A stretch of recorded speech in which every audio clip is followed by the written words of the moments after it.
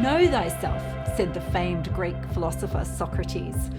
It's such an important truth. In fact, our whole life is about knowing yourself and getting to know yourself.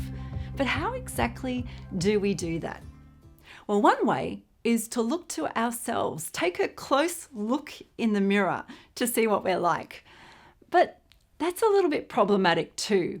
It's a bit like looking at those mirrors at the circus. The reflection can be badly distorted.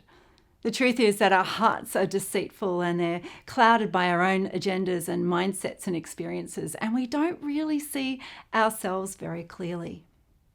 Well, the next option then is to look at others, and we get to know ourselves through the eyes of other people. And this is quite a good way to do it because, for example, I know that I am tall. And the reason I know that I am tall is when I look to my friends who are much shorter than me. Or I know that I'm, for example, introverted. And the reason I know that is because my old flatmate is very extroverted.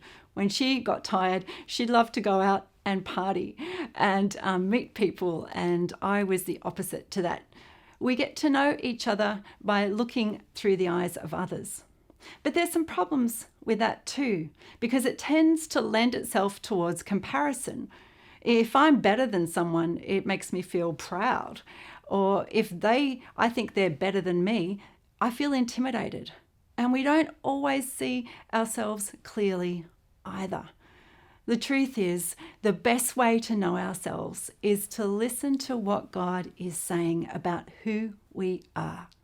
This is the God who created us, the God who designed us, who formed us in our mother's womb, Psalm 139 says. The God who knows us better than we could ever know ourselves. I learnt this on one occasion many years ago. The Holy Spirit said to me, Tania, I want you to write a book. Huh? Don't be ridiculous, God. You know that I can't write. You know that I'm bad at English. I'm pretty good at maths, but terrible at English. Tania, I want you to write a book. But God, I'm bad at English. I'm good at maths, but I'm bad at English.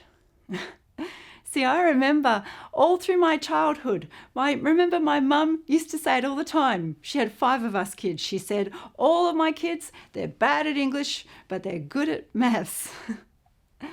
See, my mum she didn't want to say bad things about me, but she had just watched the patterns of her children and made this conclusion. But she didn't know me the same way that God knew me. And the question is, would I listen to God and what God was saying to me compared to what others around me were saying? So I decided to believe God and I began to write. And the first few attempts, I must admit, they weren't that brilliant.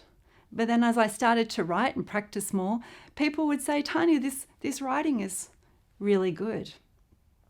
Last week, I received notification from a publisher who accepted my 3rd book for publication. I've learnt this truth that God knows us better than we know ourselves. And God knows us better than others know us. Yes, we can get a limited idea of who we are from other people.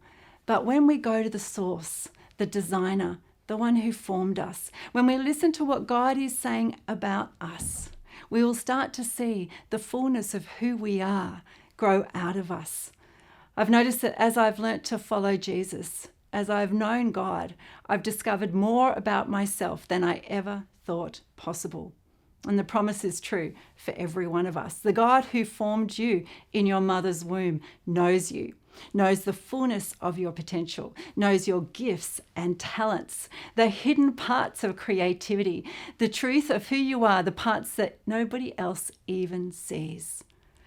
I encourage you today to know yourself by looking into God's face and allowing him to transform you into his image, as it says in 2 Corinthians 3. The God who formed you, who knows you, and who sees what is best for you and is committed to drawing it out. Thanks for tuning in today. It's been so wonderful to chat with you. For more information on hearing God's voice and having your own God conversations, go to godconversations.com.